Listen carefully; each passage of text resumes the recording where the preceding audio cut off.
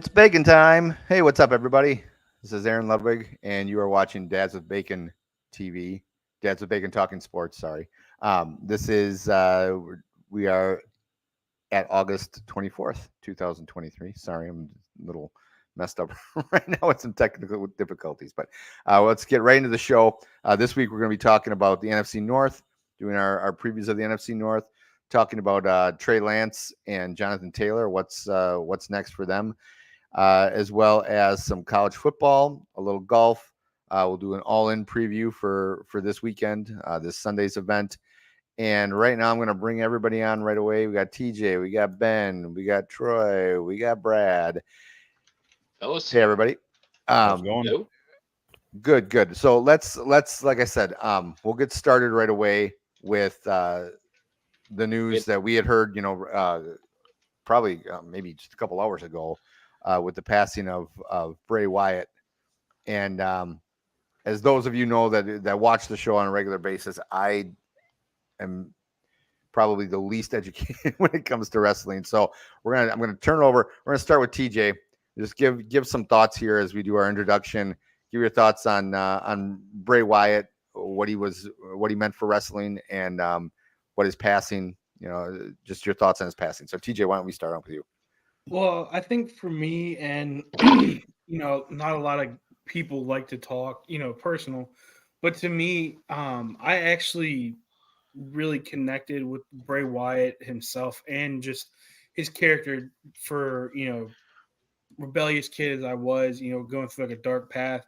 I kind of saw that as like, there's ways to really look past it. So, for me, this loss, I feel like is a lot heavier on me because I really looked up to Bray Wyatt as himself and kind of just, I followed him for, I think when he first got in, I think he was in Ohio. Husky Harris, man. Yeah. Husky He Harris. started out with Husky Harris, and then he got into the WWE, and it just I followed him ever since, and it was awesome. I saw him at a live show, and it was amazing. I got to meet him at a meet and greet here in DC, and he's like the most amazing guy you'll ever meet. Super sweet. He would give you the shirt off his back. So I think right now this is a massive loss to WWE because he was probably one of, if not the most creative wrestler I've ever seen. Just what he could do through his characters was amazing. And, we lost him super young. 36 years old was super, super young. And, it's definitely going to be for a lot of, wrestling fans. This one's going to hit hard because everybody was waiting for his return to come back. And it was always thrown out there that he was coming back, sometime this year, maybe, Rumble I think he had again. just gotten cleared. Yeah. Yeah. So, yeah, it's just super, for me, it hurts a little bit more. Actually, when I found out the news, I was actually on a Zoom meeting with my mom, and we were talking about things that were going on, and she told me about it. And I actually was in the line at Chick-fil-A and started crying, and the lady thought that she did something wrong. And I was like, no, it's not you. So, this one hit really hard for me. Ben, how about you? Man, it's one of those that I can go through the stories after story watching him and the TJ in the head, the psychology that he had in the ring, and the storytelling really was unrivaled. And you look at, the Fiend was the most recent iteration. Just though he grabs you, you don't have to like what he's doing, but he's gonna make you watch. You couldn't help yourself. Like you just said, a young man, 36, had so much more left to give to the business. From a creativity standpoint, I think Matt Hardy's probably the closest I can think of in the game today that would really show you that deep cuts and willing to go into the gimmick, live the gimmick, and make you like believe this fake world. Deleter of worlds. It's just everything, man. And going back a couple of years now, but the Randy Orton storyline, Daniel Bryan years ago, like there's so many pieces that he did with the Wyatt family, with himself, and he kept recreating to a level that was just, you couldn't take your eyes off it. And I feel for the family. He has 3 young daughters, and it's just the whole thing for me as a dad hits hard. I'm 37, he's 36. That's just, it hits way too close to home in a world that I like to escape to, and now it's just that little part of that world's gone, and it just cuts deep. Troy, how about you? Yeah, I mean, I got out of wrestling for a little bit there in the mid 2000s, and right when the Nexus came about, and that's when Husky Harris was part of the Nexus, and the NXT guys were coming up, and it was almost like a tryout type thing. I started getting back into it a little bit again. And there was something about this guy that just caught my attention, and at that time I didn't really know anything about him or who he was. And come to find out, he's got a long lineage in his family of between his dad being Mike Rotunda, also IRS, and Blackjack Mulligan. Fill me in here, guys. Am I right? Is it Blackjack Mulligan was his grandfather? Yeah. See if I think there was somebody else too, right? Well, His his brother, Bo Dallas. Dallas. Yeah. So I mean, a long lineage here of wrestling in his family, and just like Ben said too, like the guy's mind and creativity for the business, and the way he would want to lay out his storylines and everything. It was so insightful and thoughtful and planned out, and nothing was missed on his storytelling and the way he did this. And it's really, really sad, because I, as the person being entertained, I'm going to miss that. But I feel really terrible for his family, because he has 3 little kids at home, and they lost their dad, and he's only 36 years old. That's I can't imagine his oldest is more than 10. So yeah, that's rough. Brad, why don't you wrap it up here? Well, on a lighter note, I think it was kind of funny when I thought of it. I think we all know Uncle Howdy is now Bo Dallas. And the thing is, like, I'm slightly, like, I don't know, being older than, I guess most of you guys, except for Aaron. Thanks, Brad. Thanks, Brad. Seeing loss in wrestling, I don't want to say it's like it's the norm, but you see it, and it kind of seems like it's becoming more common nowadays too. Well, it's kind of weird. Or is it, with increased popularity, social media, etc., you're a little more aware. Sure. But I think ultimately that you do get to learn to celebrate somebody once they're not here, and really to kind of cherish what they provided and what they did and how they entertained, and how they were able to give of themselves to others, like complete strangers like us, and to say that he was one of the elite in regards to entertainment, that's 100% on the button. I mean, and the thing is, like, when you're talking about like the Wyatt family and his own version of Bray Wyatt, the Fiend, heck, he was even like in a stable with Alexa Bliss as that character, and was able to pull it off in a very convincing way. I mean, who else at their stardom is willing to go and basically cross over into the women's division and carry it like there's nothing wrong? I mean, that's elite talent right there. So he'll be definitely missed. It's the Fiend or Bray Wyatt was an awesome character, but the thing is that those are real people, and with real situations, and that's we got to be respectful to that. Absolutely. Okay, so now let's one more thing. Go ahead. One more thing. I just his entrance. I forgot to mention that too. His entrance as the Bray Wyatt character was unbelievable. It was phenomenal when he would come out with Rowan and Harper with the masks on, and that entrance bought me in all the way. I loved it. Yeah, I gotta agree with you, Troy. I think that is easily a shoe-in of like a top 10 entrance to the ring of all time. There's right up there with the Braid. Doubling down, the Fiend's entrance, like that entrance music hit number 1 on iTunes charts immediately when it dropped. Yep. I mean, how many wrestling entrances hit number 1 to begin with? Yep. And he basically had 2 that hit. It's just insane.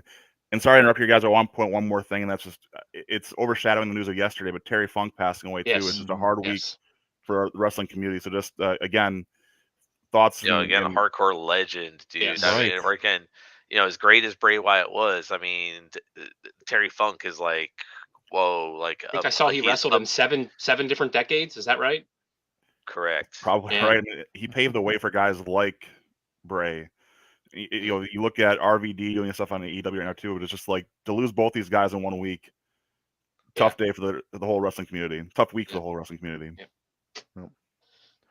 Okay. All right. Well, why don't we move on to happier things, and we got the opening of the NFL season about 2 weeks away now. Actually, I think it's 2 weeks from tonight is the first game that matters, as they say. And but before we get into our NFC North preview, two players that are pretty notable that this week have well, first of all, we have Jonathan Taylor, who finally got permission from the Colts to seek a trade. And then we have Trey Lance, who they just basically announced, I believe, was it yesterday or Tuesday? I think it was yesterday, that Sam Darnold would be the backup to Brock Purdy. And so now they are pursuing other options with Trey Lance. Now, first of all, let's go to Jonathan Taylor, because he's been obviously in the news a lot longer in terms of he's been wanting a trade and all that kind of stuff. Last I saw, and I just looked this up before we came on, there are 6 teams that are supposedly interested in him, or the most likely places for him to land. And it's Miami, Buffalo, Chicago, the Jets, Tampa, and Arizona. So Ben, why don't we start with you? What are your thoughts on Taylor? Will he get a trade, and where do you see him going? Well, I think it's funny. The two I would have put top of the list here aren't even on that list right now. That's Minnesota and Miami. The Jets just got Dalvin Cook, so I kind of feel that's kind of written off. Buffalo, I mocked them earlier to the chagrin of Troy on their consistent just like taking those running backs and just stockpiling them and can't seem to make it hit since Marshawn Lynch anyway. I mean, I think I'm gonna stick to my own thoughts there. I really do think that the Eagles are gonna keep doing their things to keep stockpiling running backs too. But I feel like if I'm Minnesota, that's the move I make, because you go from being a team that right now is picked behind the Lions in the division. They've had their run recently, and JT takes them from being what they are to being a contender in the NFC. It's just, I think that's the level of impact he could have on that team, especially. And they just lost a Dalvin Cook contract. All it's there, that the pieces are there for it. Miami's the one that's intriguing just because they're in a position where they're trying to catch Buffalo. But I think if I'm going to throw it out there, I'm going to say Minnesota's going to come out of left field and make that move to try and be a contender this year. Okay, Brad, what do you think? I gotta tend to agree with Ben. I think Minnesota is the best landing spot. But at the same time, that there's also been a lot of link of Minnesota with Trey Lance. So I mean, you're not going to make both of those trades. You'd be giving up way too much capital in order to make both those things happen. So I agree. I think Taylor is the best option, especially after I don't want to say losing Cook. They let him walk. I think that's a likely landing spot. Hearing a lot of news about Jonathan Taylor over the past 2 weeks recently, really where it's gotten like hot and heavy here in Indianapolis. It's basically sound like he's done. Like he's like, again, he wants out. So they're like they're basically, I don't want to say calling this bluff, but they're like, yeah, explore a trade. But your 53-man cut roster is this Tuesday, so that's a decision that said Tuesday's your deadline, and then we got to do what we got to do. So that's basically the information that's coming straight out of Colts camp today. Okay, Troy. Now, what do you? I mean, Buffalo is on that list. Would you want him coming to the Bills? And what's the likelihood of that from what you've heard?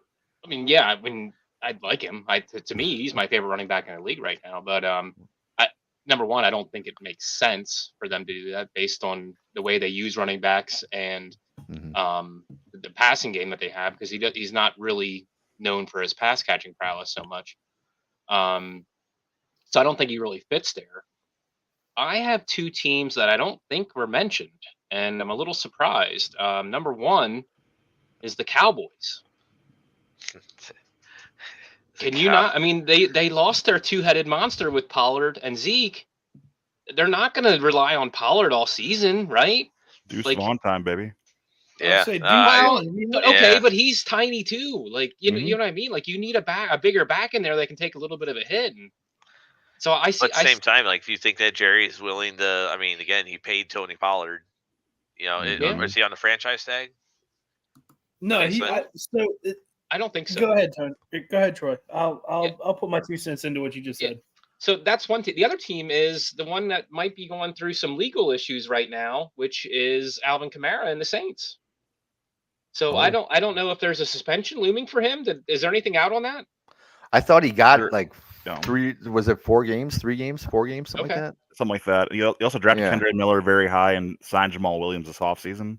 Yeah. So you've Oh, got a Jamal few guys that Williams, they've right. already kind of reset that room a little bit, and I think that'd be, again, I understand the move, but I think that you have a lot of money trying to keep their defense intact for that coach. Sure. So, and you also have their wide receivers who are kind of up and coming are going to be needing contracts for too long too. So I see what you're saying. I definitely agree with the general mindset. A great run game match with that defense would be great. Mhm. Is it impossible? Far from it, but I would be shocked personally. Yeah. But as far as the ones on that list that you mentioned there, no, I agree with Ben and Brad here. I think Minnesota is the favorite of those on the list, but for some reason, my dark horse in all this is the Cowboys. Well, and I actually was going to say something about the Cowboys when we went to TJ, and you beat me to it. I guess before we go to TJ here, the question I would have with the Vikings is, how would they work that cap wise? I mean, the reason they got rid of Cook or let him walk is because of financial. Well, there's still reasons. Jonathan Taylor's still on his rookie deal, man. Is he still on his rookie deal? Yeah, Yeah. you'll see. Holy This crap, is I year didn't 4. realize This is that. year Okay. 4. Yeah, for but I don't Taylor. think you're trading for him unless you know you can re-sign him. Sure. Right. Depends on the cost, right? Well, yeah, and that's Right. what I would think. I mean, I wouldn't think they'd want him for just a 1-year rental, but I suppose depending on what they would do with Kirk Cousins, I mean, they might be looking at a rebuild, after this season. So maybe they would take him on just a 1-year or just this final year. TJ, why don't we go to you? Give us your 2 cents on the Cowboys, and then if you think there are any other teams that he might go to. So my 2 cents is I don't think that they would ever even throw a fishing line into this whole Jonathan Taylor situation. Reason being is they just picked up Deuce Vaughn, and all the Dallas media, sports media down there is so hyped up on Deuce Vaughn being that number 2 running back behind Tony Pollard, if not even starting in front of Tony Pollard. And, I think the way I look at the season is that might be the 1-2 punch that we need, because it was Tony Pollard and Zeke, when we get to certain situations. So I think, if I were to ever see Jonathan Taylor come to Dallas, I'm not putting my chips in it. I wouldn't even get a jersey of him, let alone if there's a trading card, I wouldn't even look for it. But I think low power. But I think, the biggest thing that I would put my chips in would be him going to the Vikings. I mean, they don't have a good solidified running back in my eyes. They had Cook. Cook was great for them. They let him walk. I feel like he's going to stay in that, that Midwest type of feel of play because he played at Wisconsin. He's used to cold areas. I feel like that fits him very, very well, up in that area. And if he goes somewhere further, cool, good for him. I mean, I can definitely see the Eagles, chomping at the bits for him as well, because they lost Miles Sanders to Carolina, and I can't even think of who their running back is this season. They Carolina, actually Miles have, Sanders. they still have Boston Scott, and then they have Rashad the guy Penny. from Seattle, Rashad Penny, and there's another Texas guy. boy. Yeah. Kenneth Gainwell's a recent pick from Memphis. He's still there. So you've got He's still there. Gainwell, Boston Scott, and there's someone else There's I'm still forgetting another one, too. though. But Rashad Penny, they paid good money for. So they were linked to Zeke before. They've been going through these veteran running backs on tour trying out. So it's not ridiculous. DeAndre Swift. DeAndre Swift. There Thank you you. That's what it is. But I've got to ask where that money comes from there too, because even with a rookie contract running back, it's still where's the money coming? That's guys? that's a deep running back room. You don't need Jonathan Taylor. I mean, okay, you know what you mean. It's like you got Right, enough yeah. players, Yeah. you got enough horses in stable. Okay. I think like the big news really coming out of Indianapolis really is here's like two things where basically you got two people that really messed up in this contract situation, man. First is Jim Irsay. You know, he's been Mhm. coming out and basically saying, "Hey, I'm taking care of the players, I'm doing this and that," and then boom, I'm not paying you. So, you know, clearly there are going to be some players that they're not going to like that, and you know, he just happens to be probably the the highest profile player on the team. Yeah. So, you know, ultimately that he's making that decision to hold out. But again, I understand why, because Jim Irsay's out there flapping his gums and doing stuff in Mhm. public that he really shouldn't be doing. And Yeah. which he always does. yeah, and that's the He thing. learned It's from his just like, dad. yeah, I mean, and that's the sad part of all this is that, like, you know, in Indianapolis, especially since I've lived here, well, they were an elite football team for a long time, Mm-hmm. Mhm. and to see them kind of again, they're not super scrubs yet, but they're close. They were a super team despite Jim Irsay, not in spite of Jim Yeah. Irsay, not, you know what I mean. I think Peyton Manning hit a lot of things there, and Yeah. they were lucky enough to move on to Andrew Luck right back to back. You know, like the Packers fall into with shit luck. Mhm. But once you get rid of that franchise quarterback, all those deficiencies show up, and that's Yeah. exactly what's Yeah. happening with the Colts right now. For sure. Okay, let's go on quick to Trey Lance before we move on to the NFC Yeah. North. First of all, was any and let's see, Brad, I'll start off with you for this one. I mean, were you surprised at all that it's gotten to this point this quickly? Because wasn't it? I mean, No, this I'm is not surprised. yeah. He was a Division II quarterback that played less than a full season of college ball, and I mean, this is not anything I expected to. I didn't expect to see really much of anything out of Trey Lance. I mean, one, he hasn't been able to be healthy. Number Mhm. two is that Yeah. he's only been in 4 games, and clearly there's other players that are on the roster that are better than him. I mean, I think it's about time that I don't want to say. I'm definitely not throwing out Trey Lance as a bust because I don't think we've seen enough of him on the field Yeah. in order Yeah. to make that determination. But yeah, he's done in San Francisco. They are definitely moving on, and they're just going to have to lick their wounds for making a bad deal. Okay, here, but before we go on, Brad, I'm gonna throw out the names of some of the teams that obviously we've talked already about the Vikings and that they're on the short list. But then it looks like let's see, at the Rams, the Dolphins is what I saw here on CBS. The Dolphins are in Sports. everybody's news lately. Yeah. So it They looks like getting quarterbacks according that have to injury history. according to CBS Sports, it looks like that's kind of the 3 teams that are on the short list, or the 3 top teams. So you got Minnesota, got the Rams, you got the Dolphins. Do you see him anyone that you see him going to possibly that they didn't mention? Man, I think maybe out of any place, just because of the uncertainty and the unknown with Desmond Ritter, maybe Atlanta. You know, again, that's maybe he goes to back at Denver, like Denver to back up Russell Wilson. But Okay. I mean, other than that, I just don't see like many places where like who's gonna want Trey Lance because he's not a known commodity. Yeah, and how much are they going to what for him? I guess that would be Yeah. I the mean, next you're interesting like, question. hey, as an Yeah. organization, yeah, we gave away 3 first-rounders and we moved up here and we have him. Hey, take a look at him. But Yeah. you know, everybody's kind of like, so what? Maybe when the Titans get rid of Tannehill next year, Hey, they'll dude, have honestly, the 3 young I think quarterbacks. They'll have Tennessee Willis, is another Lance, team. and Levis. Yeah. They could use him. TJ, well, what are your thoughts on Trey Lance? Where do you Well, think? Or here, why don't we go to Dallas- Ben since you got a mouthful of food? Let's go to Ben and then I'll go back to you. Ben, So- what are you thinking? I got two fronts here. The one is going to go back on my previous comment. I still stand by with JT for the Vikings, but if they want to reverse course and just take the rebuild on right now, I think there's a situation where I can see Trey Lance to Minnesota, and what could be really funky to me is if you saw somehow Cousins included in that deal, go back to Kyle Shanahan, which goes back to Washington. There's enough connections there that it's not insanity. Yeah. It's crazy, but it's not insanity. Yeah. That would be interesting to see how that would play out. and Trey Lance again has those roots in that area of the country. You have an indoor team, and they can kind of give him a chance to do his thing. But the one I think is kind of the unlisted team that intrigues me with this is Washington. The Commanders have Sam Howell, who was a high-profile kid at North Carolina, but kind of fell off later as he kept playing there, and now he's got a shot. But I think that you have Eric Bieniemy there, and look just by the Bieniemy is, if anyone can do something with this guy, he's going to coach him hard. Maybe Bieniemy can take and say, look, you're going to sit behind the guys you have here right now, but for your 5th year, we're going to give you a shot, and you better be ready to go. And that's what Lance needs to have a chance at his career, because otherwise he will be in bust status really quick.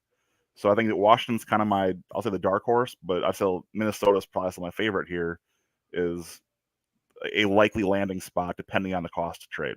Sure. Okay, TJ, what are your thoughts on Trey Lance? Well, first of all, I'm so shocked. Nobody said Dallas, man. Apparently Dallas needs everybody, and So honestly, Ben, you took what I was going to say. Listen to 105.7 The Fan this morning. They were talking about the Commanders and what they would need, if this was going to be their full-on rebuild, what they would do. And unanimously, there were so many people that were calling and saying, pick up Trey Lance. We need somebody like Trey Lance. Sam Howell, yes. He can do what he wants to, make him to a quarterback that they want. But they want to go back to the old days where you've got, a fairly mobile quarterback that can that can be a multi-threat, not just sit back in the pocket, hopefully, make a good pass to Terry McLaurin. I honestly, I think his best landing spot is probably going to be Miami, because they already have a scrambled egg as a quarterback. So he gets cracked one more time, you got a double scrambled egg. So I think he would probably go to Miami for that reason. So, I mean, yeah. I would say the dark horse definitely would be the Commanders. Okay. Troy, how about why don't you wrap it up here, and then we'll go to the NFC North preview. What are your thoughts? Do you have anyone else that you're thinking we missed? I was thinking as we were talking here, and I didn't know if possibly – I mean, did the Jets start thinking ahead already past Rodgers? Do the Patriots – are the Patriots ready to go? I think the Jets are happy with Wilson's improvements so far during the preseason. But who the Patriots you mentioned? Yeah, the Patriots maybe. I don't know. I could see them possibly being in the mix, especially if this is Belichick's last year. Let's get a whole new fresh face in there, a quarterback that has a little bit of experience. Let's see what we can do. We got a mobile guy. I don't know. I was just trying to think of some other teams that maybe aren't mentioned that we could throw in there. I'll be honest with you. I don't know unless you're giving up something late here, though. I don't think you're giving up anything worthwhile for him. Well, I wouldn't. I mean, that's for sure. So I'm not. I mean, would you say is he worth a first round pick? Singular first round pick? No. I'll give you a 7th round for him. He's a day seventh rounders. That's for the scrubs. I was going to say 4 or 5, something like that. I think the day 2 pick in a player. Yeah. If I'm being honest, I think that's what you're looking at. Someone who's going to be in that realm of, it could be a cash dump, whatever. But I guess either being that day 2, 2nd or 3rd round pick, depending on the player they're getting with it. And I mean, San Francisco doesn't have a lot of holes. It's not like they need more guys, right? But that's my lean anyway. Okay. All right. Well, why don't we? Oh, go ahead. What was that, DJ? 7th round and a Chick-fil-A sandwich. I got it right here. No. All right. Brad, why don't we start? Let's go to the NFC North preview now. This is our last division to do the previews. And since you are the Bears representative in our group here, why don't we get you started? What are your thoughts on the NFC North, the Bears, and the division as a whole? I'll tell you what. Ben, or Brad, I'm sorry. Yeah. As we were talking here, I just got an update from Bleacher Report, actually. It says that the Colts denied the Finns' offer for Taylor, and that the Broncos and Bears are interested. So. Okay. The Bears. Why? I'm not sure if I like that move. I mean, I did. Dang, man. The thing is that like Ryan Poles, I think he's done a great job of rebuilding this team.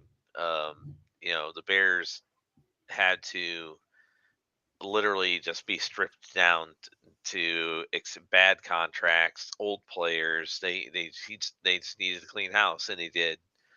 Um, they did well last year for going 3-14. I thought they were competitive in most of their games, which showed Mhm. me that there's some people you can build around. And then next year, which is this year, you can bring in some dudes. Um, I think they've been smart with the way that they've acquired players from their number one draft position. That getting DJ Moore, getting additional first and second round pick for the future, in addition to a second rounder this year, we're able to turn that second round pick into a guy on defense that he's possibly going to be starting this year is Tyreek Stevenson out of Miami.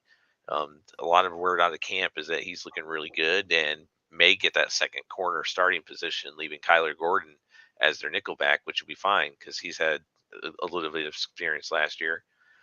They've upgraded their linebacking core with Edmonds, Edwards, the late addition of Ngakwe. Um, up front there, I think they're going to be a lot tougher. They're going to get more of a pass rush. But I think the two players that are going to impact most are on offense is number one DJ Moore. I mean, he's one of the top receivers in the league right now, and be able to get him in his prime and basically ready. He's motivated. There's a lot of very positive things coming out of camp about him, and also the rookie right tackle Darnell Wright. He played against those SEC boys week in week out and was an All American at right tackle. So you're looking at a hefty boy that can come in there and push people around even at a young age. The Bears desperately needed to solidify that O line. Desperately, man. Fields was getting sacked too much, and again, part of it was on him. And I think that's where we kind of leave it is where the excitement's at is it's Justin Fields. There's a lot of hype around Justin Fields this year. A lot of positive things coming out of camp, but at the same time, I'm approving. I'll wait to see it, but I'm looking forward to it to seeing another year of development. Vegas has the Bears to win the division at plus 400. I'm not sure I'm taking that bet because that's the same as the Packers odds to win the division this year. I wouldn't take that bet either. So I think that the Bears end up finishing. I think I could go a respectable like 6-11, 7-10. I think that they're gonna really. I think they are truly an improved team. I think overall they're an improved team. I don't think they'll make the playoffs. Maybe they get off to a hot start and they kind of fade out in the year. I think that's maybe possible.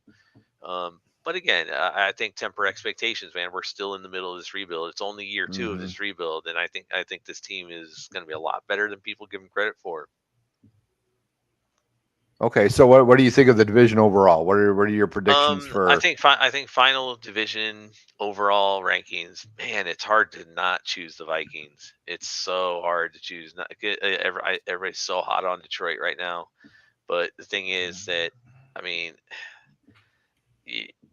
they're going to miss Jameson Williams in the passing game due to his suspension early in the season.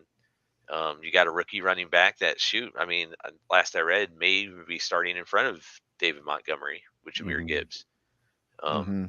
Rookies make mistakes. They get on Sundays, they mess up. It doesn't matter who you are. Every rookie makes mistakes. So I see Minnesota taking that division at, man, I got to say like 11-6, maybe 12-5. I see Detroit being a game behind them, and maybe being a wild card team. And then the Bears and the Packers will kind of fight it out. I think one of the bets of the year is that do the Packers finish in last this year? I think that's an honest bet because that's been a long time since that's happened.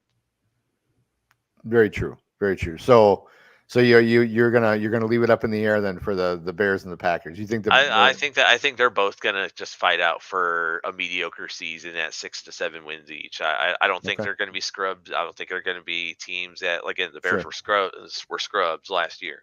Yeah, so for sure. That's I don't think either team will be scrubs. I think I think overall about the Packers, this is the 1 year out of all the years I've been hearing about the Packers defense, they better show up this year because I mean, you don't have Aaron Rodgers anymore, and that completely changes your offense and not for the better.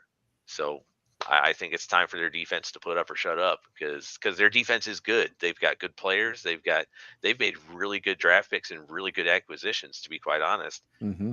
But they haven't been like that defense that they're supposed to be. That they've been drafted and signed. You know, all the stuff on paper. That and you guys know this that when it gets kind of clutch situations, their defense kind of crumbles. Yeah, for sure. Okay, so TJ, what about your thoughts for the NFC North? So I would honestly, I'm kind But of. by the way, I just want everybody to see I did put a skull, comment up here. So I'm not Skull's chewing tobacco, not a good chant. I Freaking dip. I don't want people to think I'm like I always hate on the Vikings, even though I usually do. But okay, TJ, go ahead. So I'm honestly kind of excited to see the Bears this year, being the fact that DJ Moore and Foreman are coming from the Panthers. You know, they've got a good chemistry coming from last season, coming over to Chicago. So I'm hoping that's kind of, that with Justin Field being young, he's very versatile. He'll learn, with new acquisitions coming in. I think that'll be big for him. So I'm really excited to see what Chicago can do. Detroit, they're a roller coaster. I mean, they'll go up, they'll go down, they'll do a loop-de-loop, and sometimes you don't know what's going to happen after that. So my expectations from this year, I don't think they're going to go 0-16. I mean, God forbid they do go 0-16. That'd be funny that I predict that now. But I don't think they really will. I think, if I'll make this short and sweet because I have nothing in the NFC North, let alone I can't even get an NFC North game here in Maryland. I think the Vikings will win this one, and you'll see Kirk Cousins do his little dancey dance with all them chains again. And I want a meme of that every time he does that. It's perfect. So I think it'll be the Vikings. I say the Lions, Bears, and then Packers bringing up the rear. Okay, Ben, what are your thoughts on the NFC North? You don't have time for that, guys. You know that. Look, I've got to point out, and Brad, I'm sorry, I was not trying to disrespect you, but I got to laugh at 6 and 7 wins being called respectable. Papa Bear is rolling his grave here. Oh Bears my fans say gosh! that. So yeah, Papa Bear ain't having to rebuild an elite football athlete team in the 21st century. I'm just saying, man, like that. Oh, how the mighty have fallen. The once proud Bears are now hoping for 7 wins. But no, look. The Packers better hope for 7 wins this year. I will take the over all day long on that. I would you can bet me a pretty embarrassing bet and I'll take it because this is the reality. Going there again, I was like Aaron. I was there for the game last week against the Patriots, watching that Bengals game. It's people want to crap on us so bad because we've been annoying for so long to so many fan bases that it's just one of those things that I expect it. I'm used to it by now, but it's also don't sleep on us. This team still has a lot of really strong pieces. The difference is now we're young. We've been old for so long, and now we have a young core team that actually has a little bit of pep in it. We finally had that fire back. Mm-hmm. When the Packers first got Mike Daniels, that was one of the big things we talked about. Was we had a guy who finally had fire on the defense again, and I'm seeing that with this team. Jair Alexander is one of the best cornerbacks in the league, period. And you have that coupled with one of the best pass rush combinations now forming as well. You have a strong middle linebacker and Roderick Campbell who's playing well. And frankly, you have a developing D-line that's looking good too. This defense, I agree with you. They had to put up this year. It's put up or shut up. If they're not top 10 this year, Barry has to be fired. Yeah. No questions asked. But I think even beyond that, they'll look at this offense and look at what LaFleur, the lineage he comes from, what they're doing. This team's built very well to mimic a San Francisco offense. that can take almost any quarterback and make them look good. Back to that West Coast idea, the short dinks and dunks, the screens, your runs. This is a team that can surprise people, and we have the schedule that actually plays fairly well into it. Dude, you have a very favorable schedule, man. That's what I'm saying. Like this is a spot where the Packers. Am I saying that they're the best in the NFC? Not even close. But I'm saying that. However, you do play 4 of your first 6 on the road, which means we play more when it's cold. So bring them on. It's okay. Like I'm good, and it's now the Bears. I respect what they're doing. It hurts me to say this, but like the Bears, I do see what they're doing. I like what they're doing from a football fan standpoint. I think that Justin Fields is developing into Lamar Jackson 2.0. I think you have a defense that's coming together with the right players, and they're trying to give them options. My problem that I have with the Bears offense, and this is, again, one of those, Troy has the Jets are going to jet. The Bears are going to bear. Wide receivers die in Chicago. It's just looking at what you've seen. This is Allen Robinson. That's not true, dude. That's not true. They've brought plenty of receivers that, even though you would disagree that Musi Muhammad had productive years in Chicago. Sure. Brandon Marshall also died there. No, he did not. I mean, no. When he was a Bear, he was an elite receiver, no doubt. Look, at the end of the day, the Bears have had enough pieces where they have just come to Chicago and flopped, and they can't sell a running back either. So I'm going with this and saying that I like Jenkins, I like Wright on that offensive line. That helps give you some guys to actually block for Justin Fields, but it's not ready yet. The Lions and Dan Campbell will be the emotional roller coaster. They're going to be fun to watch. They're going to be in every game. They're going to fight until the last whistle, and that's what I want to watch as a football fan. I have to agree with the group here that the Vikings are hard to pick against. This is what we've seen the last 10 years. They're going to be around, and there's enough pieces there that I think you can see they're going to be okay. But it's hard to pick against the Lions, too, that we saw late in the year last year. So, all that being said, I think the Packers are going to start slow, but we will see that late season rise we saw from the Lions last year that will push for a wild card spot into those last few weeks of the year. I'm not going to say we make it, but I'm saying we're pushing for it. So I'm going to go with the Lions, Vikings, Packers, Bears for the division this year in that order. I think the Packers will also surprise a lot of people. I think the Bears are becoming that storyline. I agree with you. They'll turn heads with the progress they're going to make. I think Matt LaFleur puts his stamp on the league saying, I'm actually a good coach. It wasn't just Aaron Rodgers. Let's play.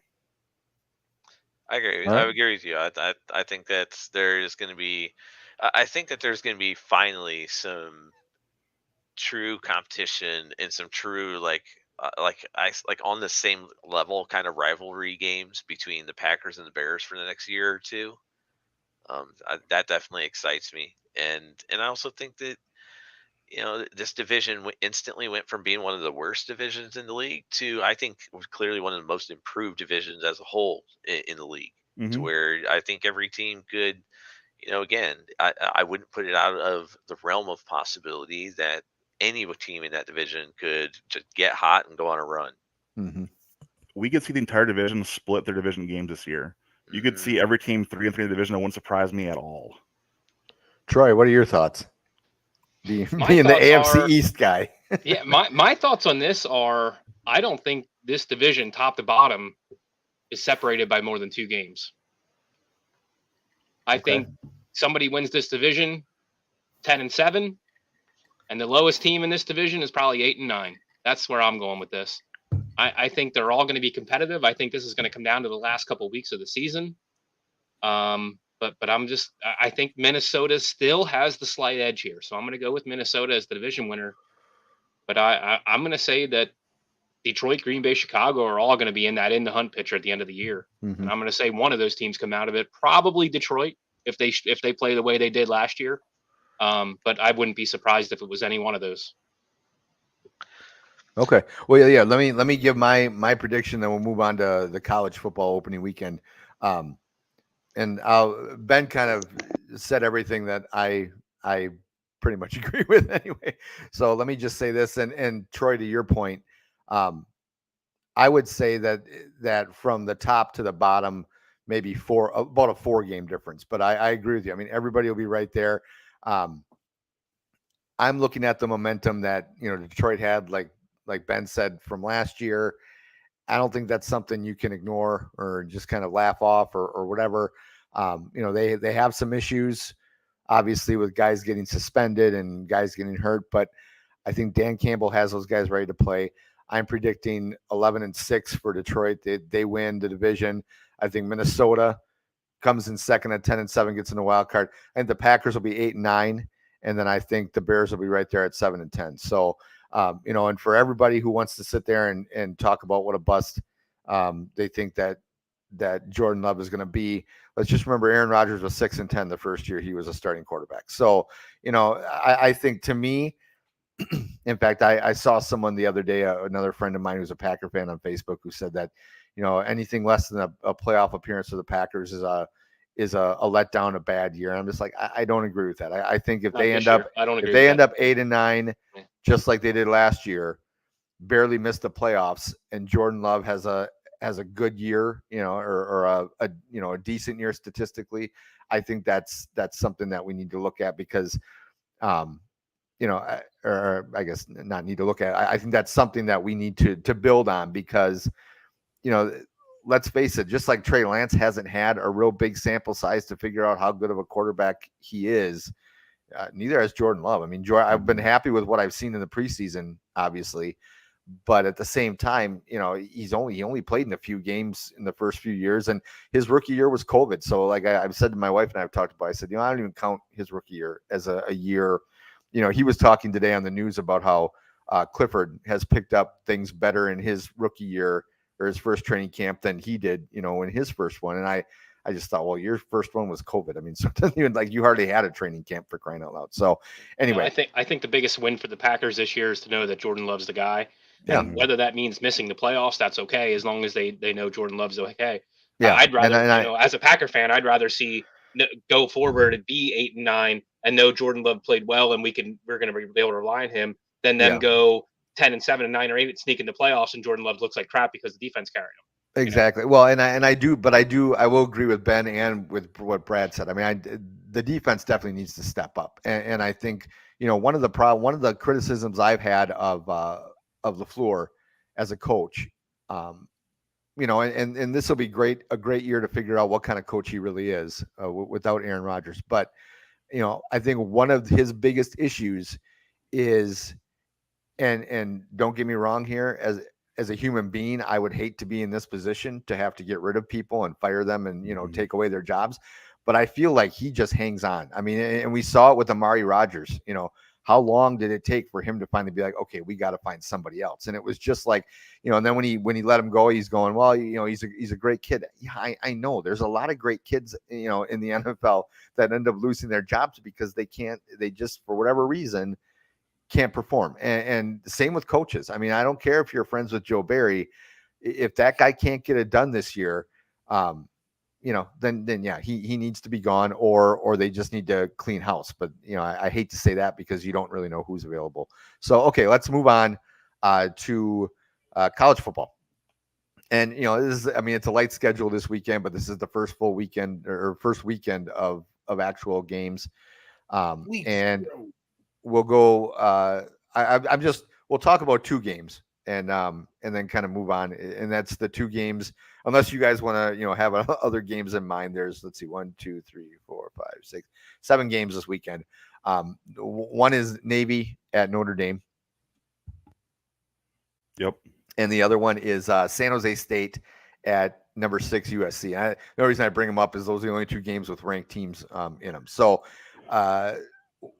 why don't we go around? I looked up before we came on the odds or the point spreads for these 2 games, and we have yeah, exactly. I just but the fun part about this isn't necessarily obviously who's going to win, but it's as a betting person, do you actually take some of these bets? Because even though we've seen a history in college football of these scores that are like I mean. Yeah, hell, the Badgers had a few of them back when Bielema was head coach, where I think they beat Indiana like 80-13 or something like that one time. So, I mean, we see even in conference play, if you have really good teams and really crappy teams, there could be insane scores. So Notre Dame is favored by 20.5 is what I'm seeing right here from Vegas over Navy. So I'll just want to go around the horn and let me know. TJ, we'll start with you. What are your thoughts on that? Will you be watching that game at all? And who would you take on that? Are you taking Navy to at least keep it close or not? So, am I going to be watching the game? That is a hell yes, because I live right next to the Naval Academy, and the buzz is ridiculous. We watched the players go off to the airport yesterday. Actually, we watched the buses leave. They got a police escort, everything like that. Super cool as a massive pep rally. It was awesome. Will I be watching the game? Damn right. Will I be drinking a Guinness? Fuck no, I will not be, because that is not the beer to drink during this game. I will be watching this game for two reasons. One, I want to see what Navy can do under the new head coach of Brian Newberry. Watching the spring practice and game that they had for people to go see, I was very impressed. They still have the triple option, but they have put a little bit of twist into it. So I want to see how this will go up against, a fairly, well-oiled machine of Notre Dame. I mean, I hate Notre Dame. These gold domes really don't hide stupidity very well. But I don't know. I think 20 points is a little too much. I think, it'll be pretty close. I think the final score will be 28-27. I have Navy winning by a field goal. Okay. All right. There's hot take TJ right there, spilling in for Marco. All right, Ben, how about you? What are your thoughts on this game? And you taking Notre Dame, or if you were a betting man, what are your? Well, I take Navy in the points. I think that Notre Dame has been slow start of the last few years watching their first game. I think that offense is still kind of constantly evolving piece. Notre Dame is clearly the more talented squad in this situation, and that's ain't really debatable. But the reality is that Navy has a team that I think, to TJ's point, has enough wrinkles it'll make it interesting. Could this be like a 7-6 halftime, 13-14 halftime? Sure. I think Notre Dame makes that gap, creates it in the fourth quarter. And but I mean, Notre Dame's not losing this game. I mean, we had a good run there, TJ, the last few weeks, agreeing on a lot of things. I just can't extend it this far. The reality of this one is that Notre Dame is just too stinking good, and I mean, touchdown Jesus is gonna hear those prayers. So here it goes. Trey, are you going to be watching this game at all or not? I mean, I'm going to try to. I work Saturdays, so that's a little bit of a bummer. I've always hated that, but I'm going to try to tune into it as best I can. What time is that game even on? Because it's over in Ireland. So 11:30 is what it says. I don't know though if that's it's Eastern 11:30 time. Eastern. Okay. Eastern. Okay. So I had 1:30 Central, 2:30 Eastern.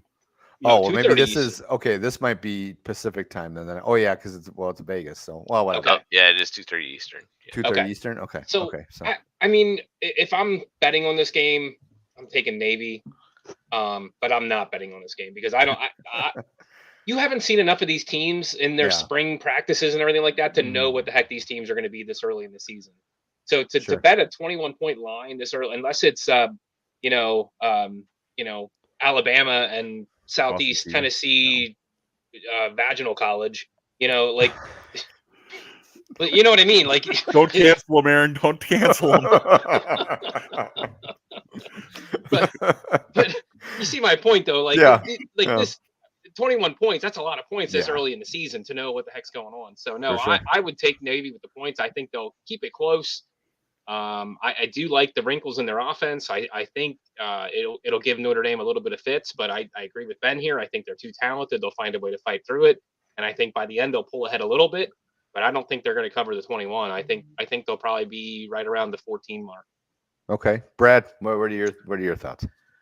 I don't know, man. I think you all underestimate the Irish this year. So you're taking the Irish in the 21 points? I'm going to take the Irish in the 21 points. All right, absolutely. All right, the thing is about the Irish, your head doesn't look gold. No, it does not. But the thing is that I love the Irish. Go Irish. That Isn't it amazing how Notre Dame's offensive line is like always good? Like, how is it that like they graduate dudes and then they're like the guys that fill in are just like almost on par to as good as those guys that that have just left, and I think that offensively having Sam Hartman is going to be a big deal. Um, Mhm. and there's a running back that I think that you guys are going to be hearing a lot of is Audric Esteem. Mhm. Yeah, he's a really really good runner, and Never heard of him. Never will you're gonna hear of him. you're gonna hear of him. Mhm. And You're going to hear his name on Saturday, TJ. yes, you are gonna I'm hear gonna of him, pause man. it I'm gonna try to fast forward all the Notre Dame plays. I'll just pause it and Just when they have the ball, put it on mute, then you won't hear his name. There you go. There So you yeah, go. I think this game, I think the final could be like 42-14. Okay. Okay. Let's just real quick because if you thought that was a fun point spread, the let's see, the San Jose State USC is 30.5. For between 30.5 and 31. It looks like it's back and forth depending on what sportsbook you go to. But so let's go with 30.5 for USC, and we don't necessarily need to because I do want to get to the all-in preview that Ben was talking about before we leave. So we're running a little short on time. But Brad, if you're a betting man, you taking USC in the 30.5 points over San Jose Yes, State? I would take USC in the 30.5 because they're about to slaughter San Jose State. It's Okay. gonna be one of those 55-10s, Yeah. 63-17s. It's gonna be one of those games, and it's gonna be a nice little warm up for USC. So yeah, I'll take USC in the points. Well, yeah, and it's funny about these first couple weeks, and like Troy said, I agree with him in the sense that you don't know enough about a lot of these teams, just from watching their spring game because they don't have a preseason like the NFL does. But I feel like there are a lot of, I mean, if you see the big blowouts, it's usually in these first few weeks when the top 25 teams are playing the little sisters of the poor. So TJ, are you taking the 30.5 or are you taking San Jose State to pull a field goal upset on USC here? dude, I'll take USC by 50.5. Honestly, San Jose State ain't got nothing on those guys. Coming back with Heisman Trophy winner, Caleb Williams he'll pull himself out in the beginning of the first and saying, I don't want to do this anymore. And just let everybody else go. If I watch that game, I'm just gonna be laughing the whole time. So I 55 points, that's my spread for that one. Okay. All right. Ben, how about you? I will take San Jose in the points. I'll tell you why. Watching this team last year, they had a great run early in the year. They almost beat Auburn. And you have a team here that does have some pieces that are working for it. It's USC is, again, vastly more talented than San Jose State. Not arguing that. Could it be 50 points? Yeah, it could be. But again, the 30 points, I'm not so sure. I'll go the not so fast, my friend.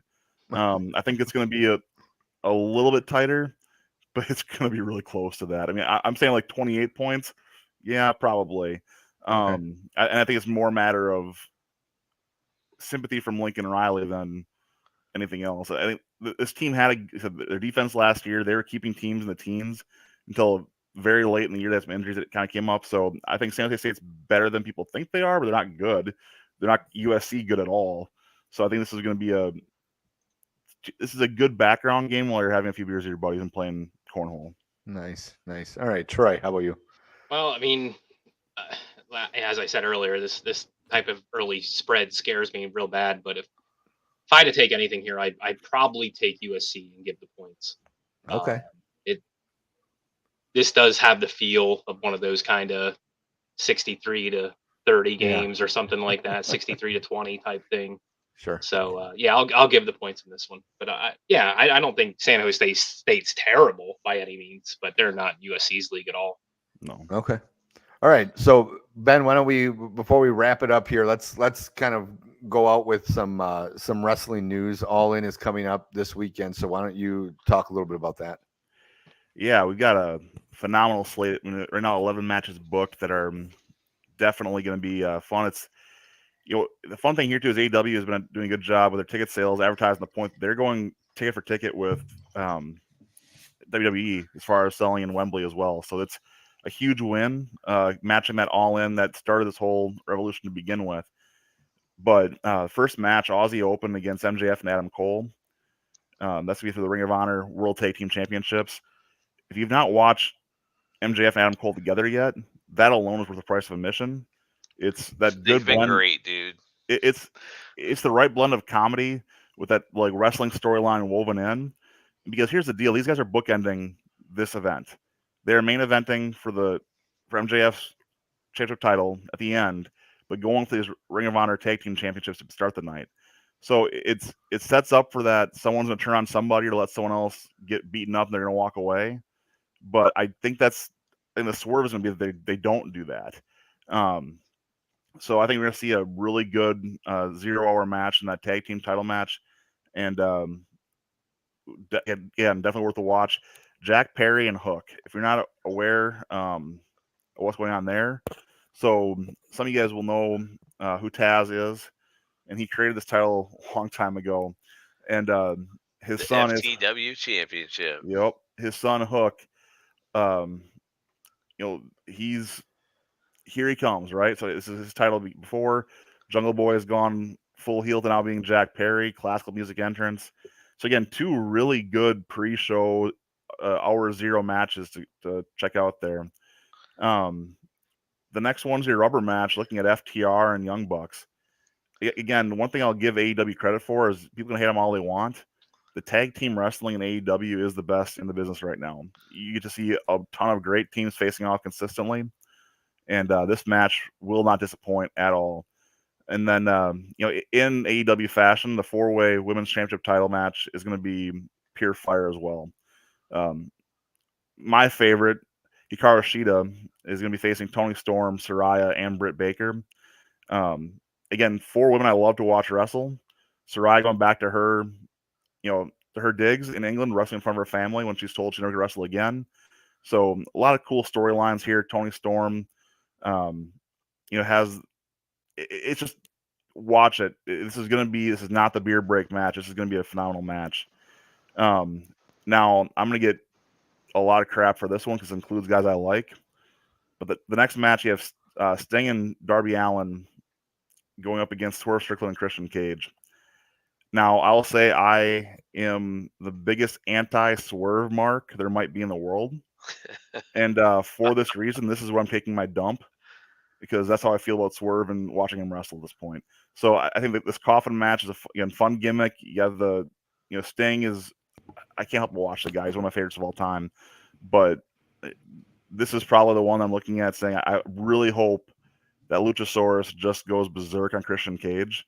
And that's what I'm honestly hoping for this entire way through that one. Big storyline with the Golden Elite, Kota Ibushi, Kenny Omega, Hangman against Takeshita with Bullet Club Gold, Juice Robinson, and Jay White. Again, some of these guys, I'll admit, I've not watched enough New Japan to really be able to speak intelligently, besides watching the Forbidden Door matches of these guys. So you have the Bullet Club ties through this whole piece. It should be, again, wrestling storytelling at its finest in a 6-man tag team match. Then they couldn't help themselves. We go to a Stadium Stampede match in Wembley. God help us. So we're going to see Eddie Kingston, Orange Cassidy, Best Friends, and Penta against Blackpool Combat Club with Santana and Ortiz. So, is it going to be entertaining? Yes. But this is going to be like the rest of them have all been. It's going to feel like an absolute cluster of just chaos and then have a kind of fun finale. So I'm curious how that'll break the night up. And then the next 2 matches are honestly my favorite ones. Will Ospreay with Don Callis against Chris Jericho. This is kind of a passing the torch in my opinion. Will Ospreay might be my favorite wrestler to watch right now in the world as far as what he does in the ring. The guy's extremely talented. He does a great job. My son hates him. Can't stand him. I'm like, he's doing his job. I love watching this dude wrestle. And it's straight out of the vein of Jericho when I was his age. I hated Chris Jericho. Hated that man. And now I can't get enough of it. So definitely enjoy it while we still have it. And apparently we will hear Fozzy performing Judas live in this event as well. So wow. Yeah. Yeah. That's cool. And then my most hated man in wrestling is in this next match. CM Punk. Chicago, keep your trash where it belongs. And Gary. Oh, I'm sorry. But anyway, it's Gary, yeah, that's right. but anyway, I hate CM Punk. Hate that man. I hate the character. Just get him out of the business. I hope Samoa Joe accidentally pops his head off mid-match. Like let Samoa Joe go to town on this fool, and let's get some sense in this, and just let's move on to a better future for all of us. Someone asked me about CM Punk, and I said, the best way to describe this guy at this point is a narcissist with an inferiority complex. The guy is just an absolute tool, and I'm looking forward to being destroyed. So it's there's your hot take for the day, by the way. Because if I'm being honest, he's not losing that match, but I want him to. House of Black versus Billy Gunn and the Acclaimed. Is this the final ride for us getting the Scissor Me Daddy chance? We'll see. But again, going to this main event, this is where I sped through the rest to make this point again. The MJF Adam Cole storyline has been done perfectly. Like, if there's one thing you can go watch these last few months in wrestling, just look up these clips week to week. It's gold. It really is gold. And you have the silliness of arguably the biggest heel in the business right now with MJF. And Adam Cole has been he's a tweener. He goes both ways that way, but this is going to be fun. There's going to be moments here that are going to have you cheering. You're going to be up, down, everywhere. It's going to be an emotional roller coaster. Like, I would probably take the beating from my wife I'd order this just for that fight alone, honestly. So baby. So quick one-off piece here before I take too much time, too late. I want to get the shirt that says "I'm taller than you, baby," with that same font, but I'll have to work on that for later. Hey, you didn't mention the engagement of Buddy Matthews when you were talking about the House of Blacks. You're right. So he stole every wrestling fan's dream girl right now in Rhea Ripley, man. That's yeah, and who did he have before that? I don't even remember, honestly. Who did he have? Was it Alexa Bliss? Did he really? I think so.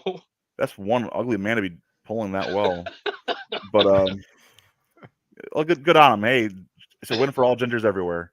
So we'll get him where we can get him. All right. So now is that event? I take it that's a pay-per-view event. That's not on like Peacock. Night, I believe start time it's like 3-4 o'clock, something like that. Yeah. So we got that Sunday matinee kind of start, and it's what. So how actually do the 12? AEWs? It starts at noon. Yeah.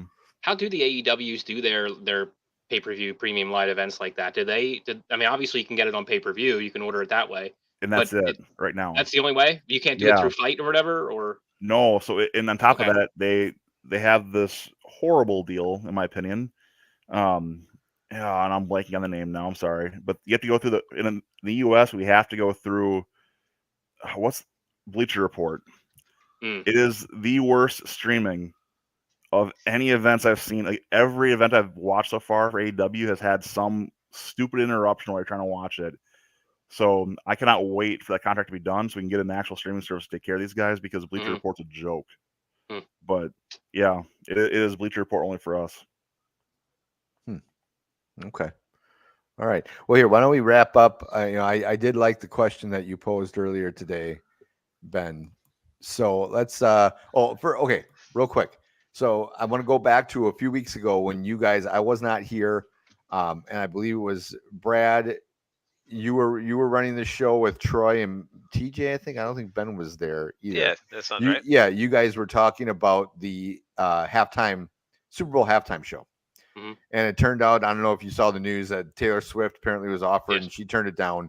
So now it sounds like they're leaning toward Harry Styles and Miley Cyrus. It looks like are going to be which to me, and I think you guys even talked a little bit about it in that show. You're in Las Vegas. They have one of the biggest country music festivals every year in Las Vegas. why the hell don't you talk to a Garth Brooks or someone else who, to me, Garth Brooks in his 60s can still do a better show than most of these idiots out here. So that's just me. It's going off a little bit on that. But okay, so let's. Well, first of all, are any of you? Do Miley Cyrus and Harry Styles make you I'm want to not watch big on the Harry halftime show? Styles. I'm not big on Harry Styles at all, but I think Miley Cyrus can do a lot more than you give her credit for. I think that girl can sing any genre of music, to be honest. And I'd actually be interested to see what she would do. Really? Okay. I bet, All right. I bet she pulls her dad up there too at some point. Billy Ray is making an appearance speaking the country music pieces. And then to that same point, you can also then pull Garth that way. It's like there's always that surprise. They're trying to get someone to do that surprise appearance, and you have so many that are there you can pull from. But honestly, I'm happiest that Dolly. Right. You're missing the biggest. Miley is Dolly's godmother, so right. Yes. Or I said that wrong. You know what I mean? Yeah. Give me some Jolene the halftime show. I'm all about it. Yeah. But look, I think that the piece here is that Taylor Swift, in my opinion, did football fans a favor because of what those tickets cost for her shows. You'd have had a Super Bowl full of Swifties, and no one cared about the game if it would have been Taylor Swift the halftime show. And I'm not even trying to make a joke. I'm being serious. Yeah, look what they're doing. No, that's true. And to me, I think like Taylor Swift is one of those. One of the problems with the halftime show is that like they've had artists in the past that I would have loved to have seen in a full concert. And to me, it's like you do a half-hour show or 20-minute, whatever it turns out to be. Like a couple years ago in LA, the Snoop Dogg, Trey, Eminem, and then I can't remember who 50 Cent. Who is the fourth? 50 Cent was there. 50 Cent was there, but then there was a female artist. Yeah. I can't remember. Was it Mary J? Yes, I think it was Mary J. Blige. Okay, I enjoy all those. I would pay to see all of them in concert, but I want to see a 2-hour show. I don't want to see this little half hour where they're each getting to sing one of their songs or whatever. A verse of one of their songs. Yeah, exactly. And they do these remixes, and I'm like, okay, this just sucks. So anyway, so let's do the question that Ben, you had thrown out there. I thought this was an interesting one. What is the one store, restaurant, or brand that you miss the most that used to be here? So why don't we'll wrap up the show here. Brad, we'll start with you. Is there a? I got one in mind, but why don't you start us out? I think it would have to be a restaurant that I went to as a kid growing up, was Old Country Buffet. Oh, nice. Are there any around anymore? I have not seen one. If they do exist, I'm gonna Google that while you guys give me your answers.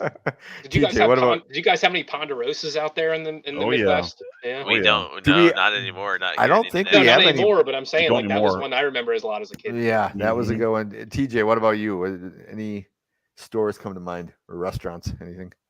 Yes, a store. It's Toys R Us because I always want to be a Toys R Us kid. Ben, how about you? So I went to Surge actually. So it goes. Wait, yeah, you know what? You mentioned that. What is that? I never even heard of that. The drink. Yeah, it's the. Oh, yeah, got it. I was thinking stores. I'm like, okay. So like Mellow Yellow kind of faded out for a bit, and they used Surge. Yep. And they had all those commercials. It was just like people making mad dashes trying to go get this one can of soda. It wasn't even that good. It was just whatever. But it was one of those like it was that the commercials were fun, and there was a staple for our gaming nights. So I just kind of missed it's more nostalgia I missed from that. Sure. Close second was Blockbuster, but okay. Troy, how about you? Did you guys have Hills out your way? What is Hills? No. The department store Hills. No. Okay. You know Hills, right, TJ? Yes. Yeah. Okay. So it was like Target before Target was Target, but like. So they were like, you would go in there and, you were on the low to middle income and you'd go in there and you'd shop and you'd throw all your stuff for school in the layaway and your parents would pay $30 a month or whatever until everything was paid off and you could bring it home. Yeah. Very much like Kmart. But they also had like a snack bar at the front of the store. And there's like popcorn and pretzels and slushies and all kinds of stuff up there at the front. And it was very cheap. Like it was, you could go in there and it was just like I said, like Target. You could like get your pretzel or whatever and eat it as you were shopping and stuff like that. And I don't know. I missed that kind of nostalgia stuff like that. Mm-hmm. Yeah, I remember being in Hills and my sister sitting in the cart and I tipped it over and we had to rush her to the hospital and Oh, Yeah, gosh. good times, you know. Yeah, good time. Great memories. Great memories. My sister still has seizures, but hey, it's great. It's great. It's great stuff. Okay, well, for me, Ben, you kind of stole it a little bit with Blockbuster Video was going to be my choice. I do That's have cool. another one. Yeah, but Blockbuster Video was one of my first jobs. Loved working there. Loved getting the What's free Blockbuster? movies. Shut What? up. Yeah. What's a blockbuster? Are you serious, TJ? TJ, please. God.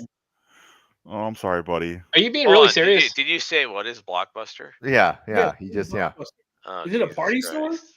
No, dude. It was a video. It was a rental video store. Video Rentals. store, video rentals. Where you go But to I rent movies? remember working there. One of the cool parts about it was that I always worked during the day during the week, and during the week it was dead throughout the day. So when the PlayStation first came out, and we had like one of the first versions of Madden there, and they had it set up where people could go and try it out. So I'd get done like loading up putting the movies back up on the shelves or whatever, and I'd And have a little bit rewinding of all a the ones break. that people didn't rewind. Yeah, well, no, yeah, that too, yeah. But the cool part was going over there and playing Madden, in between, when my manager was in the back that they couldn't see what I was doing or whatever. But Be kind, rewind. yeah, exactly, yeah. The other thing though that I was going to mention real quick, and you kind of hit on it, Troy, with the nostalgia aspect. We had a mall here in Green Bay called Port Plaza Mall, which was downtown, and Malls are dying. I know they are, and it's sad, but I really miss that. Like, especially Christmas time, there was a JC Penney in there, if I'm not mistaken. Yeah. And on the very top floor, there was a restaurant, and they'd have this massive Christmas tree. We'd go there every Christmas to, have dinner one day, and just, it's really sad what's happening to us. Even Mall of America, a couple of years ago, we took our kids there for spring break, and kids had never been there, and I hadn't been there in like 20 years or whatever it was.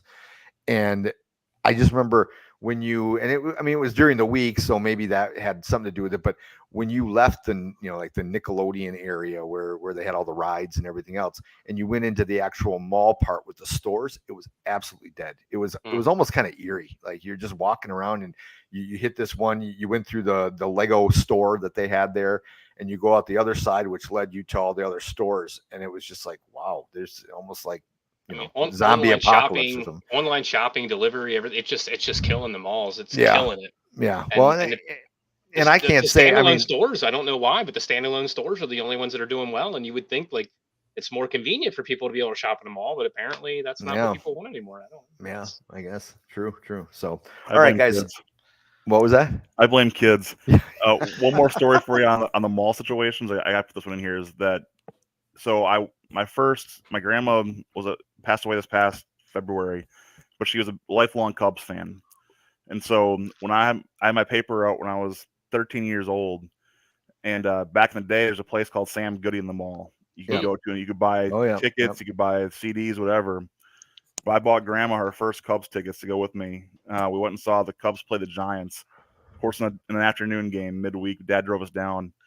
But I was 13 years old, taking my grandma to her first Cubs game. That's just one of those things that, again, it's Sam Goody of all the names to remember. That's what I remember. But that's one of those things too that the nostalgia just hits you so hard. But hey, the Cubs won Masters, by the way. You know what's funny about that is when you said Sam Goody, TJ nodded. So he's heard of Sam Goody, but he hasn't heard of Blockbuster Video. What the hell? I think he's trolling us, man. He's got. I think he is too. That's, Never heard of a why don't you? You know what, TJ? Why don't you go cheer on the Arizona Cardinals? Okay. Why don't you? Cheers. Hey. Anyway. I don't know. I don't know if was I here for NFC West week. I don't remember, but I don't know. Like we did a football preview on my podcast the other night, and I picked them to go 1-16, and I said I would not be surprised if they were the first team to ever have 17 losses in a season. Yeah, it wouldn't shock me either. They are. Now they're trading for, and now they got Josh Dobbs fighting for the starting quarterback role. So nice. All right, guys. Why don't we wrap it up? Everybody have a great weekend. Enjoy the first like half week of college football. Half week. Well, not half. Like 7 games, whatever. But enjoy it, and we'll see everybody here next week. See you guys. See you guys.